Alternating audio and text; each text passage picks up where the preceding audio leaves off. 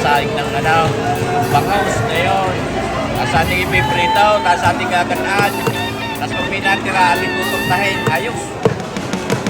Maya.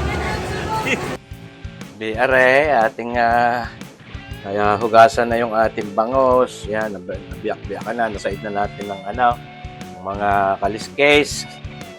Hugasan na natin ng ayos. Ngayon ate, ilalagay na dito sa palyok. Ayan, sasapin na natin ang dahon ng saging. Mga kabayan. Dahil Kwaresma ngayon, hindi tayo gagamit ng taba. Ayan ho. Ito ang ating gagamiting pampaasim, ating pinakasuka.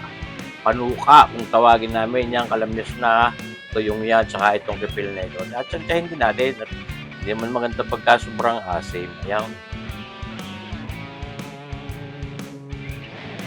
Ito naman, ang ating bangus nga, ayan. Yan ay naibabad na natin sa asin, mga 1 oras yan. Isinuot muna natin sa frigidaire.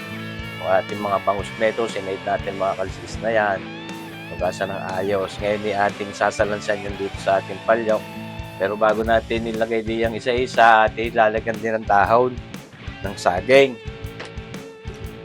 Meron tayong ginat-gat-gat na ganito na dahon ng saging. At itong ating ipupulupot dun sa ating bangus para yung tiyan ay hindi magiba pag lumambot.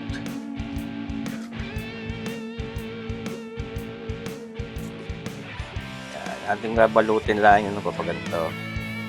Kabayan. Yun. Para yung tiyan ay hindi magiba, tapos yung ilalim na pinagduluhan isa nating ilalagay sa ilalim. Pero atin muna nilalagyan niya ng pampaasim dito. Yan ho, mga kabayan. Yan. Yung kipil ng sampalok, hindi natin ito pakakadamihan yan dahil maasim yan. Tulad nga sinabi ko, ay hindi maganda pagka sobrang asim ng ating sinaing. Yan ho, tuloy ang pagpupot-pot.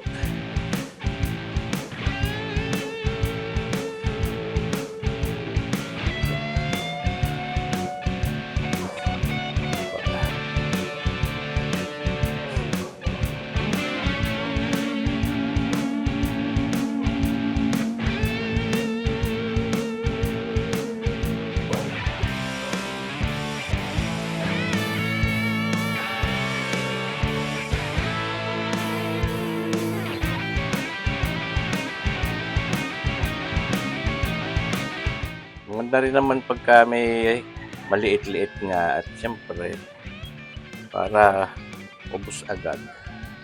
Ano, ayos. Dibaga, ngayon yan ay ating sasabawan. Lalagyan natin yan ng tubig. Ayan. Bale, itong ating sinaing na bangus na ito, ay ito yung ating pagagatuin din. Ating palalambutin ang tinik. Ayan ho. At talaga yan napakasarap. Kaya madami-dami din tayong ilalagay na tubig diyan. Ayan ho.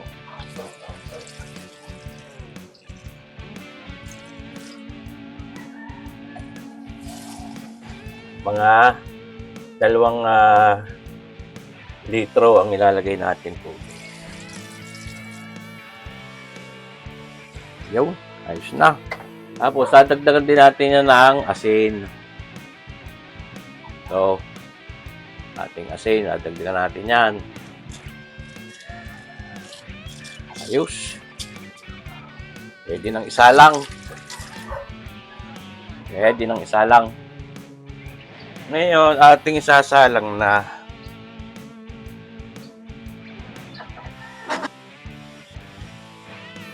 At itatakloban at nasagay mabilis pumulo. Ayan. Ayos. Ngayon, hindi ating bibisitahin mga kabayan.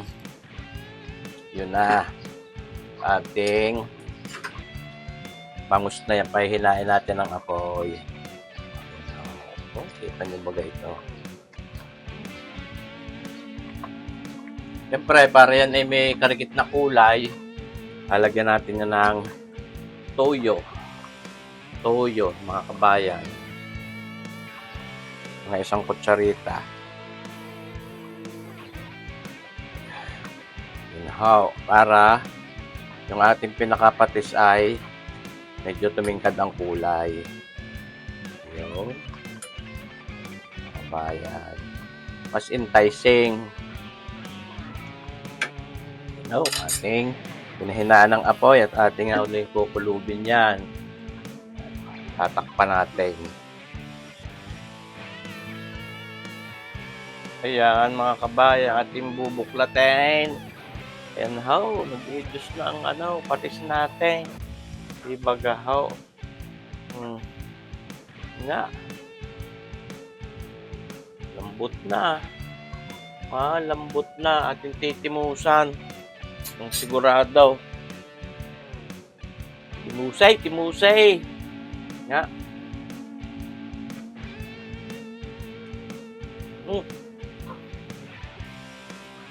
Ito. Ayos. Karikit lang kasi talagang Ayan, mga kabayan.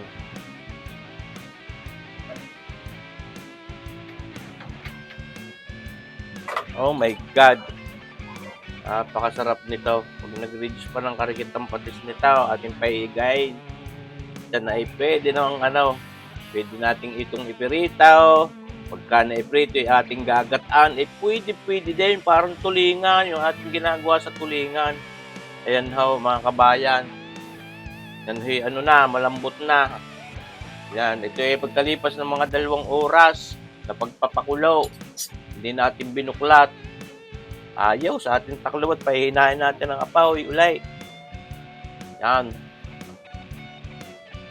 Ayan mga kabaya, pagkalipas ulit ng mga 1 oras, ari na po ang itsura ng ating sinahing na bangaws. Ayan.